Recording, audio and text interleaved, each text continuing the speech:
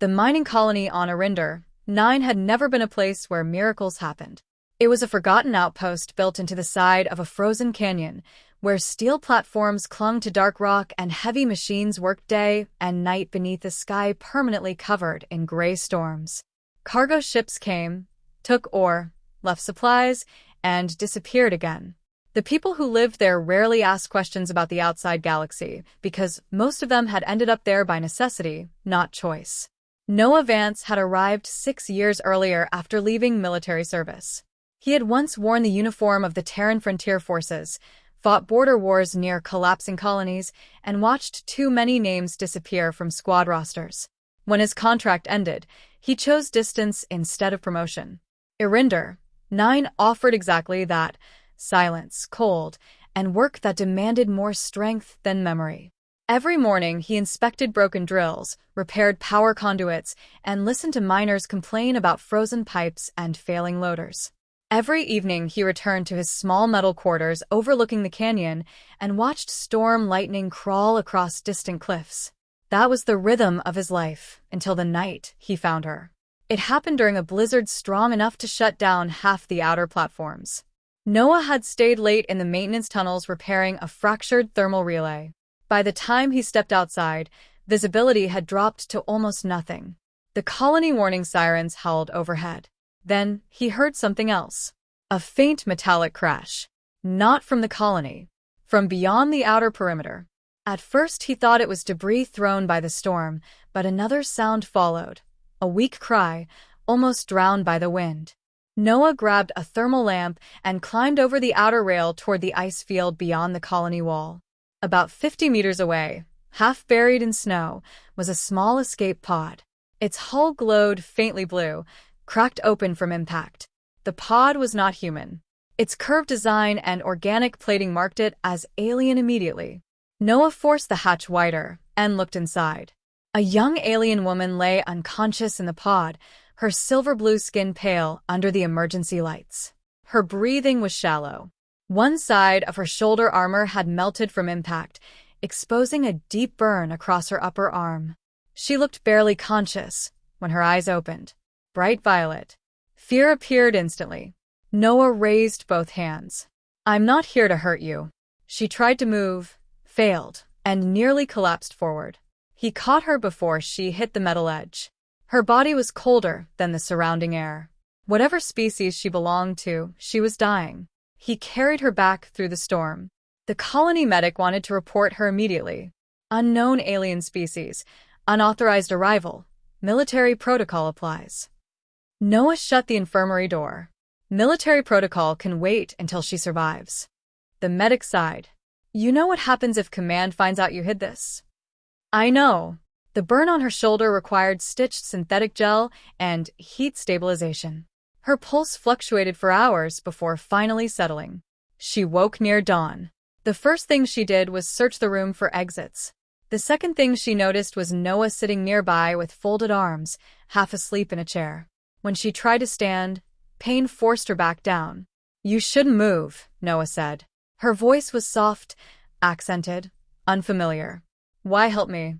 It was the kind of question that suggested help was rare, where she came from. "Because you crashed outside my colony." "You know what I am?" "No." "You still helped." He gave a tired shrug. "You were freezing to death." She studied him for several seconds before answering. "My name is Lyari." Noah nodded. "Noah." She looked toward the door nervously. "I cannot stay here long." "You running from someone?" Her silence answered enough. By evening he learned fragments of the truth. Lyari came from a world beyond mapped human territory. Her people were not enemies of humanity, but they were trapped inside a civil conflict violent enough to destroy entire orbital cities. She had escaped transport custody during an attack and stolen the pod. "Custody?" Noah asked. "They called it protection," she said quietly. "It was imprisonment."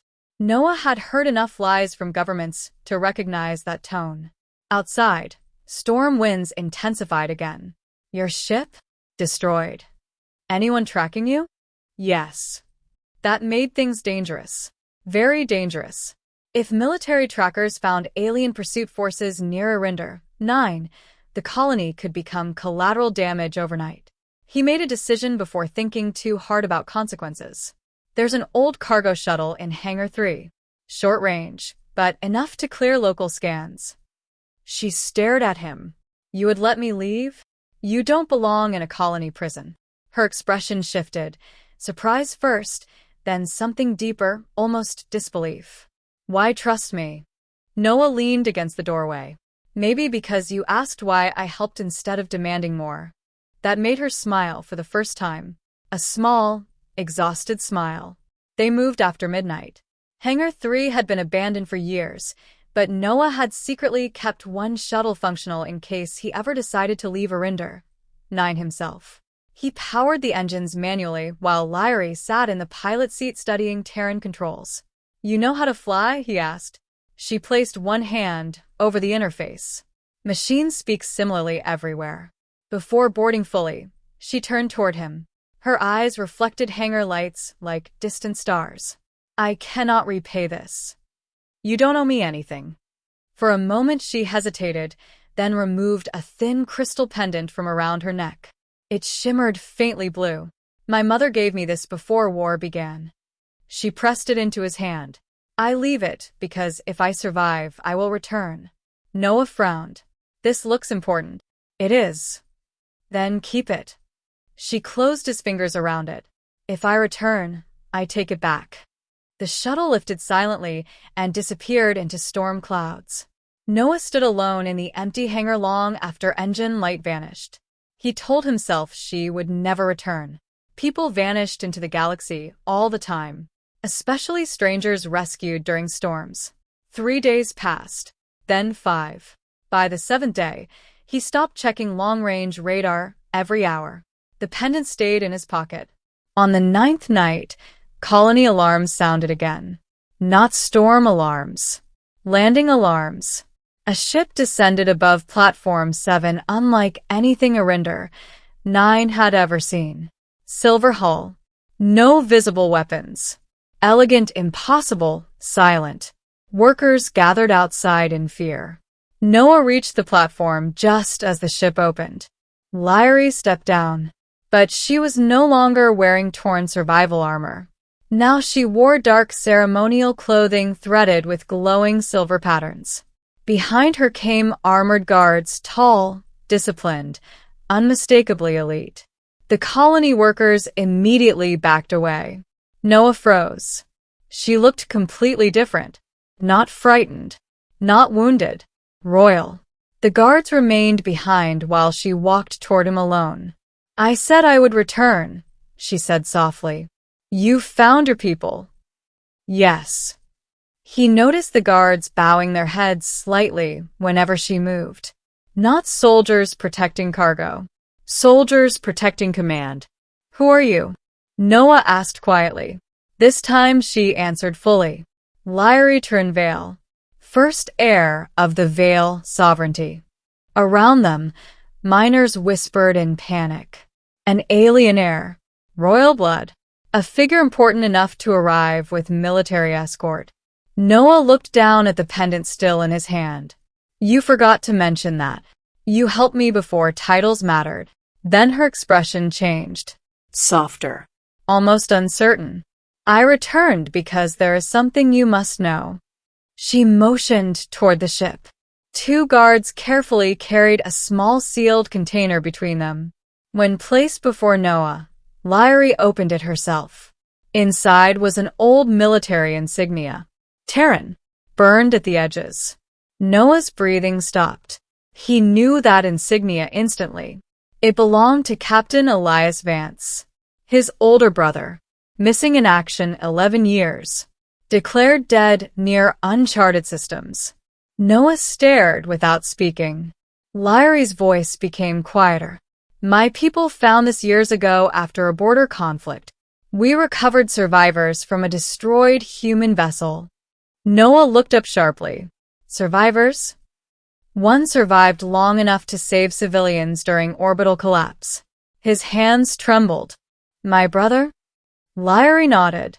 He died protecting children during evacuation. Noah couldn't speak. The insignia in the box still carried scratched letters from Elias's service unit. A thing Noah had searched for in reports for years. Nothing. No remains. No truth. Only silence. Until now. I brought this because the records named family. His eyes blurred. For years he had buried that grief under labor, cold weather, and routine. Now grief returned whole and sharp. Unexpectedly human. Unexpectedly alive. The gift was not wealth. Not technology. Not reward. It was closure. And it broke him. He lowered his head and tears came before he could stop them. He hated crying in front of strangers. But Lyari did not look away. She stepped closer. Your brother saved children of my world. Noah closed his hand around the insignia.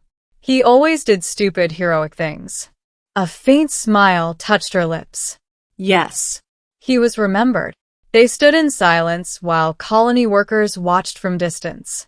After several moments, Lyari spoke again. There is more. Noah exhaled slowly. What more? She looked toward the ship. My people wish to repay life with life. I didn't save you for reward. This is not reward. The ship opened further. Medical engineers emerged carrying sealed crates. Inside were thermal reactors, advanced healing supplies, and atmospheric converters, technology worth more than the colony had earned in decades. This colony survives harsh winters, Lyari said. Now it survives easier. The colony supervisor nearly fainted, but Noah barely looked. His attention stayed on the insignia, on his brother's name, on 11 years of unanswered silence ending under gray skies. You cross systems for this? He asked. I cross systems because kindness should return. Then she reached for the pendant still in his hand. He gave it back carefully. Instead of wearing it, she placed it again in his palm. Keep it. You said you'd take it back. I changed my mind. Why? Her answer came softly. So you remember that somewhere in this galaxy, one act of mercy changed more than one life. Lyari stayed only 1 hour.